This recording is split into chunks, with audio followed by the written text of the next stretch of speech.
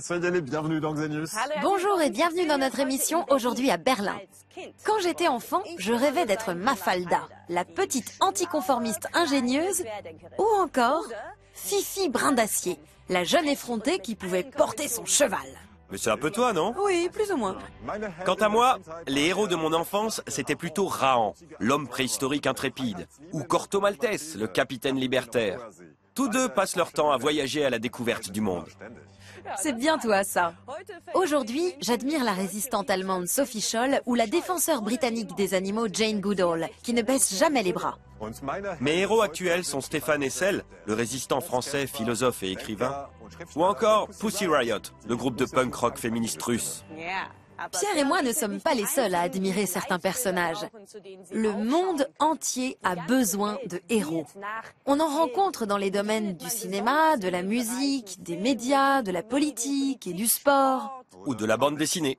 Notre thème du jour, c'est donc pourquoi avons-nous besoin d'autant de héros? Et comment devient-on un héros? Vous allez maintenant voir que la fascination pour une idole peut parfois aller très loin. En voici un exemple en Argentine.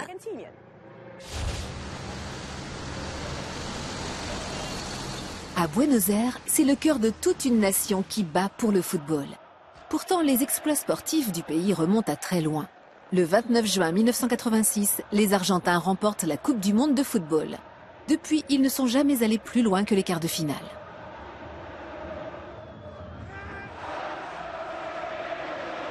L'heure de gloire des joueurs de l'époque est révolue depuis bien longtemps. Aujourd'hui, l'ancien footballeur national, Diego Maradona, est plus célèbre pour ses frasques liées à la drogue que pour ses buts. Et pourtant, les Argentins continuent de vénérer leur idole. Maradona reste leur dieu du football et il a même sa propre église. 2 fois par an, dans la capitale argentine, l'église Maradona convie les supporters de l'ancien sportif à une messe où règne une ambiance de match de football.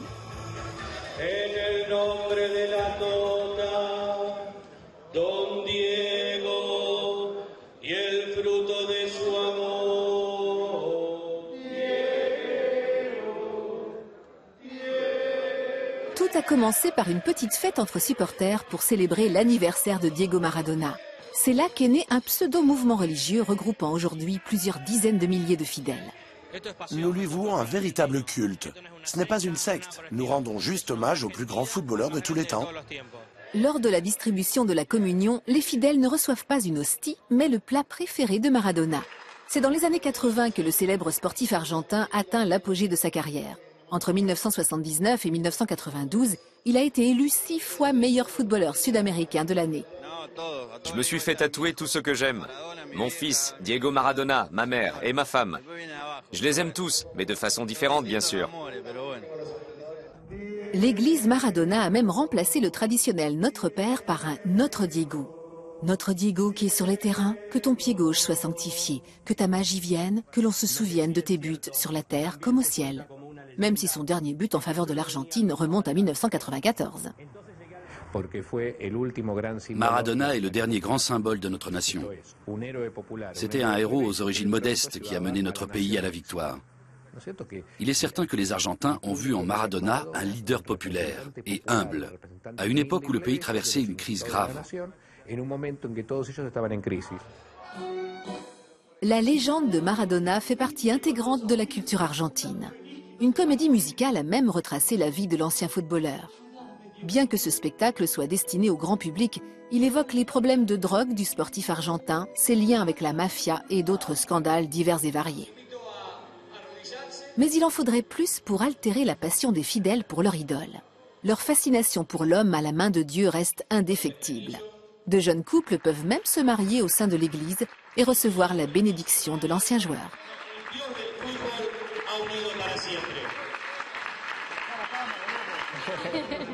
Je suis ravi. C'est ce que je voulais pour nous deux. Vous avez réalisé un rêve? Exactement. Je rêvais de me marier ici. On s'est mis d'accord sur une date et tout s'est passé comme prévu. Le couple s'est engagé à donner Diego comme deuxième prénom à chacun de leurs fils. Bien que ce mariage ne soit qu'une mascarade, l'événement est pris très au sérieux. Je suis catholique, mais j'ai foi en 2 dieux. Un dieu de la raison et un dieu du cœur. Le premier, c'est le Christ, et l'autre, c'est Diego.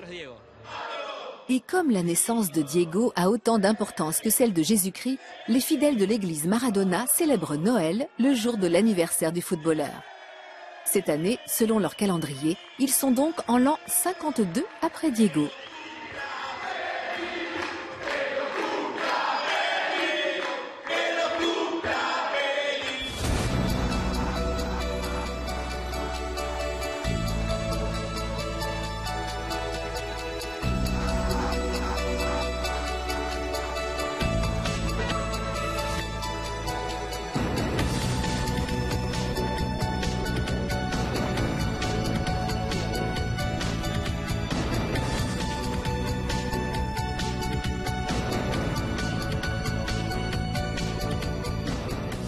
Nous sommes au musée de cire Madame Tussaud de Berlin, et pas seulement pour un tête-à-tête avec les stars, mais aussi pour y rencontrer Martina Schaugraf. Bonjour. Bonjour.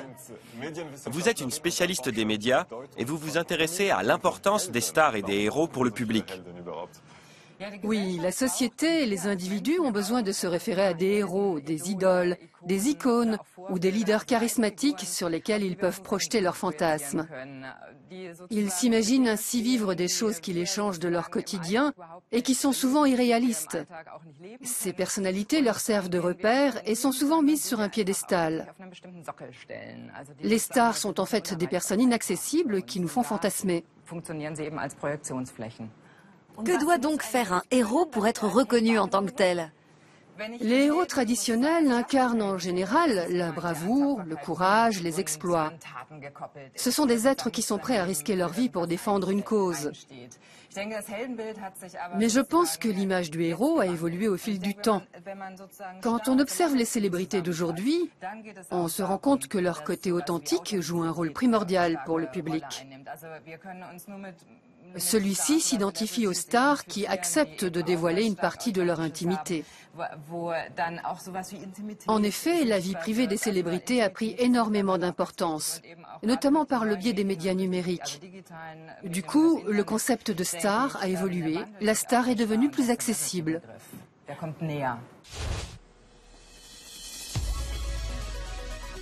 Diandra ne le connaît pas personnellement et pourtant elle sait tout de lui. Son héros à elle, c'est Justin Bieber. Un chanteur canadien à peine plus âgé qu'elle qui fait battre les cœurs des jeunes filles du monde entier.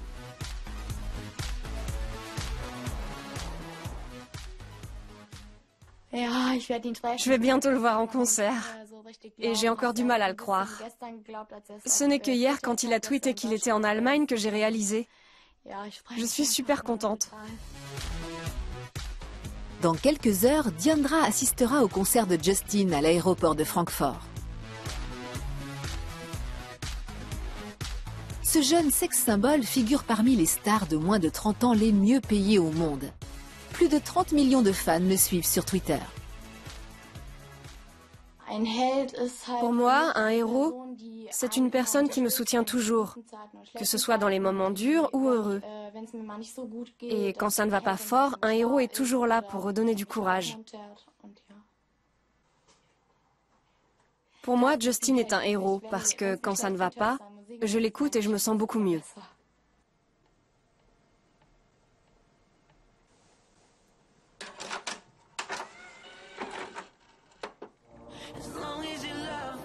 La jeune fille de 15 ans, originaire de Wiesbaden, est bonne élève et souhaite devenir plus tard journaliste ou juriste.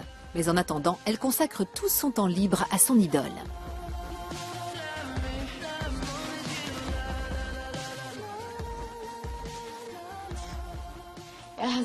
Ce que je ressens pour Justin est indescriptible. C'est difficile à expliquer, mais en tout cas, quand je pense à lui, j'ai des papillons dans le ventre et je n'arrive pas à le sortir de ma tête. J'adore tout ce qu'il fait.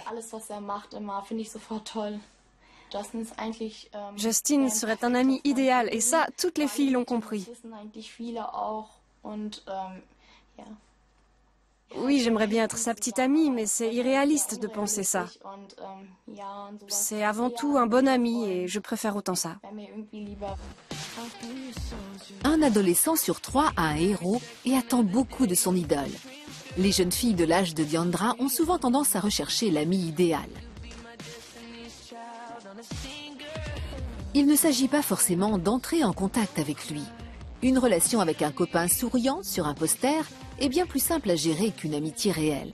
Rien de mieux pour se faire la main avant de se lier avec quelqu'un dans la vraie vie.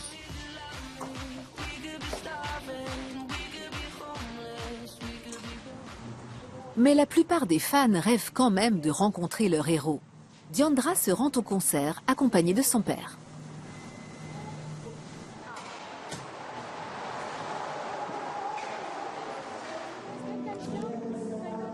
Je n'arrive pas à le croire.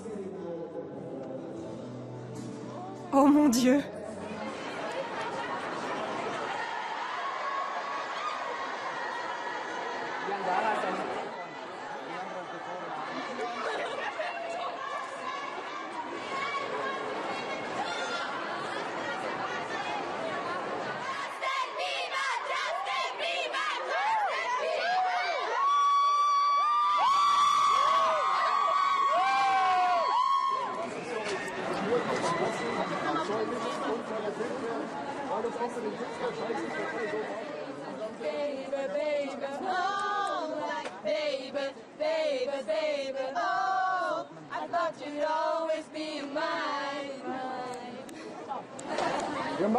Nous allons ouvrir la barrière. Là devant, il y a une grille. Alors arrêtez de pousser. Vous avez tous un billet d'entrée, alors vous allez tous pouvoir entrer. Mais si vous vous mettez à pousser, je referme la barrière et vous ne pourrez pas entrer. Le moment tant attendu est enfin arrivé.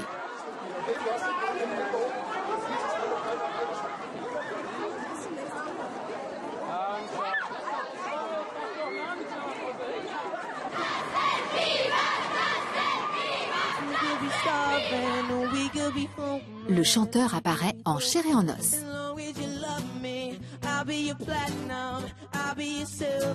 Pendant 3 quarts d'heure, le jeune artiste va mener 500 jeunes filles jusqu'au 7e ciel.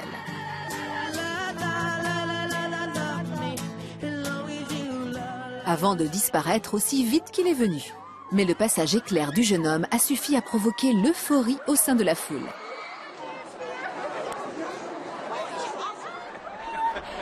Oh mon Dieu, j'en frissonne encore. C'était génial, son guitariste m'a lancé ça et a dit à un agent de sécurité de me le donner et j'ai aussi récupéré la bouteille d'eau de Justine. Je n'en reviens pas. Alfredo m'a embrassé sur la bouche. Sur la bouche? Non, qu'est-ce que je raconte? Il m'a embrassé la main. Je peux la toucher? Non. Ok, mais pas longtemps. Oh mon Dieu, ça me rend folle. Il n'a pas arrêté de me regarder. J'étais juste devant Justin. Il était là et moi, j'étais là. Oh, un poster! Oh mon Dieu! Justin Bieber n'est pas qu'un héros pour Diandra. Il l'accompagne aussi sur le chemin qui mène à l'âge adulte.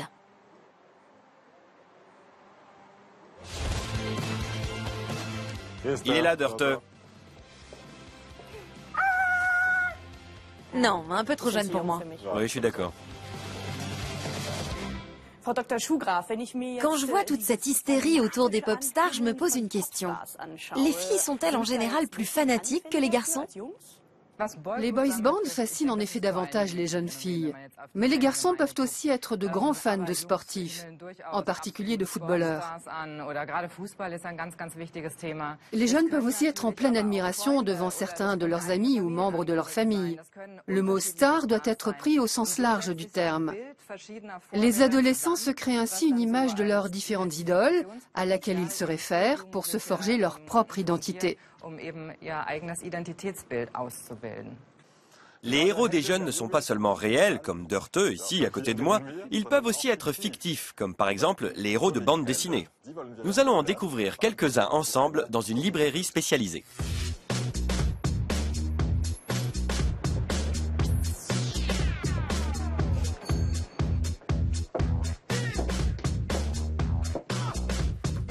Mafalda. Un souvenir de jeunesse. La jeunesse de Corto Maltese. Et une BD de Rahan. Ça faisait longtemps que je n'en avais pas eu entre les mains. Bonjour. Allô. Bienvenue. Merci. Nous voici donc dans votre univers. Votre librairie compte 17 000 bandes dessinées et vous êtes vous-même dessinateur. Alors, à quoi doit ressembler un héros de bande dessinée aujourd'hui? Et que doit-il être capable de faire? La plupart des héros des bandes dessinées que les enfants et les adolescents lisent de nos jours sont certes plus robustes que nous tous réunis, mais ils ont aussi des points faibles. Prenons Spider-Man par exemple. Dans la vraie vie, c'est un mauvais élève raillé de tous ses camarades de classe et qui n'a aucun succès avec les filles. Batman, lui, a des doutes sur tout ce qu'il entreprend et se demande toujours s'il arrivera à accomplir ce qu'il s'est engagé à faire. Quand on lit ce genre d'histoire, on a hâte de savoir si le héros en question va réussir à combattre ses démons, ou s'il va s'en sortir malgré ses points faibles. Est-ce qu'on pourrait essayer de faire un croquis de héros de BD? Dörte pourrait par exemple dessiner un Super Pierre, et moi une Wonder Dörte. Oui, vous pouvez essayer.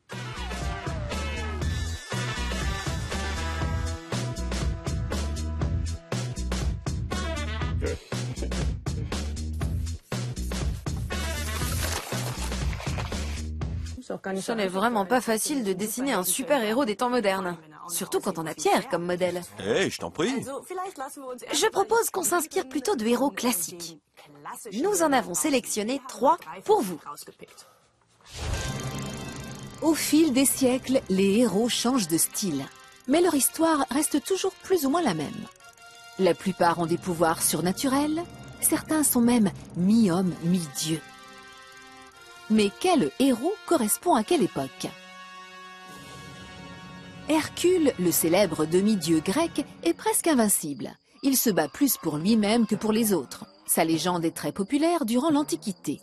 À cette époque, de nombreuses guerres font rage et les héros sont tout simplement ceux qui triomphent. Les héros du Moyen-Âge, quant à eux, se battent toujours pour une noble cause. Certaines valeurs chrétiennes se glissent ainsi dans les légendes. Amour, fidélité et loyauté, telles sont les vertus de Siegfried, le vaillant tueur de dragons. Un héros, tout ce qu'il y a de plus humain. Enfin, presque.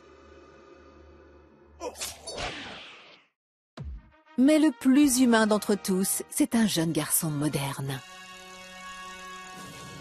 Doté toutefois de quelques pouvoirs magiques.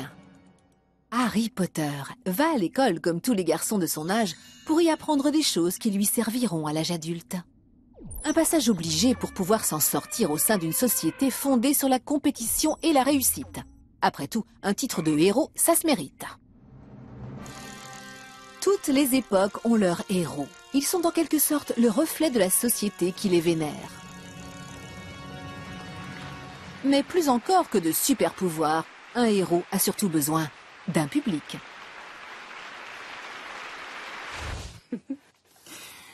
Un héros serait donc le reflet des idéaux d'une société, idéaux qui évoluent avec le temps. Cela vaut-il aussi pour les personnages de bande dessinée? Bien sûr que cela concerne aussi les héros de BD. Superman et Batman ont été créés à l'époque de la crise économique et de la prohibition aux États-Unis dans les années 30. En ce temps-là, seuls les criminels réussissaient et tous les autres étaient au chômage. Comme la police était complètement dépassée par les événements, on rêvait que quelqu'un puisse rétablir l'ordre. Et c'est comme ça que les super-héros sont nés. Mais quand on observe des personnages de dessins animés des années 80 ou 90, tels que les Simpsons, on se rend compte qu'il s'agit d'une famille qui n'a absolument rien d'héroïque. Mais les enfants apprécient justement ce genre d'histoire, car ils voient comment des personnages pas très finaux arrivent à réaliser des exploits et à vivre des aventures incroyables. Et vous, quelle sorte de héros dessinez-vous? J'ai là toute une équipe de super-héros, tels que le héros super relax, le super bricoleur réparateur, le super homme au foyer, qui laisse sa super femme garer la voiture. Et voici la chef de mon équipe de super-héros qui est là pour encadrer le groupe et lui transmettre sa bonne humeur. En tout cas, les héros ont presque tous un point commun. Ils aspirent au bien de l'humanité. À ce propos, voici justement le portrait d'un héros très humaniste, mais aussi très franco-allemand.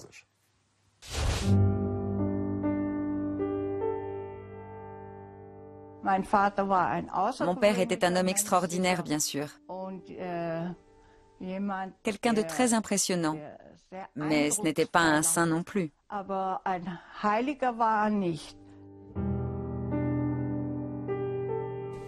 Il n'était pas comme les autres. Il attirait toujours l'attention sur lui, même d'inconnus. Parfois, ça l'agaçait aussi. Mais il avait toujours un mot gentil pour tout le monde.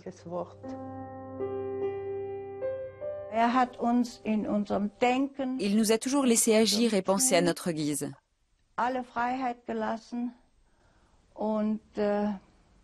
Nous vivions dans un environnement très particulier.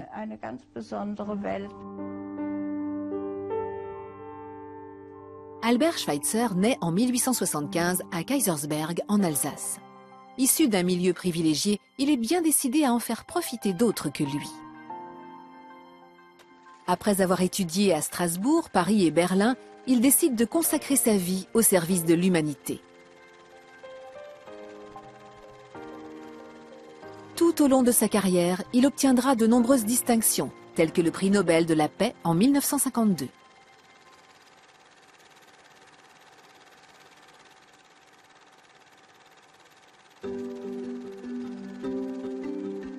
En 1913, Albert Schweitzer part s'installer en Afrique. Il fonde un hôpital en plein cœur de la jungle gabonaise, chargé de soigner les autochtones. Mais un Européen blanc qui débarque en Afrique en pleine époque coloniale renvoie rarement l'image d'un héros. Contrairement aux colonialistes classiques de l'époque, Albert Schweitzer déclare qu'il est venu en Afrique pour aider son prochain. Il y fonde d'ailleurs un hôpital et n'exploite pas de champs ou ne part pas en croisade. Il souhaite juste apporter son aide aux Africains en tant que médecin. Mais son hôpital manque sans cesse de moyens.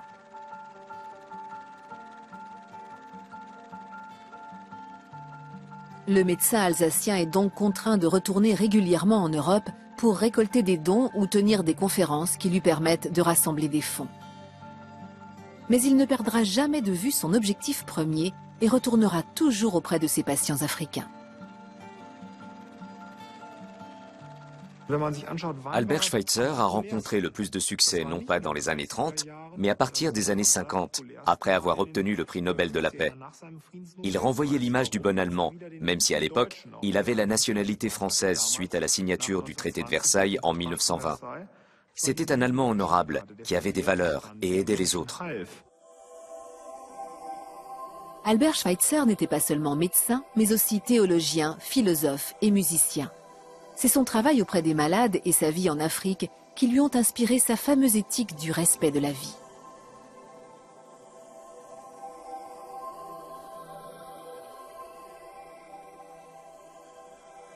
Sa théorie, celui qui médite sur le monde et sur lui-même comprendra que tout son environnement tient à la vie, comme lui.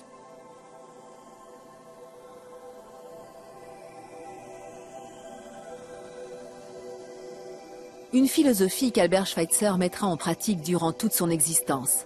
Plantes, animaux et humains doivent être traités avec respect et il faut tout faire pour préserver leur vie.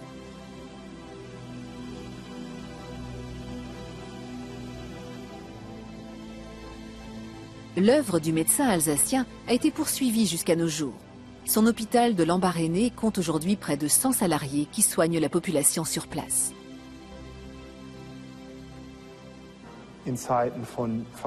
À une époque de soi-disant crise des valeurs morales, les concepts d'Albert Schweitzer reviennent sur le devant de la scène. Pourquoi? Parce qu'indépendamment de ses origines et par le biais de son travail en Afrique, il a médité en tant qu'Européen sur des valeurs et sur une éthique. Et il s'est demandé comment les diffuser dans le monde. Contrairement à tous ces auteurs qui se contentent de rédiger des ouvrages traitant de la morale universelle ou ce genre de choses, Albert Schweitzer, lui, propose des réponses concrètes à tous ceux qui s'intéressent à cette morale. C'est ce qu'il a fait à Lambaréné. Et c'est justement cela qui fait d'Albert Schweitzer un héros des temps modernes, même après sa mort.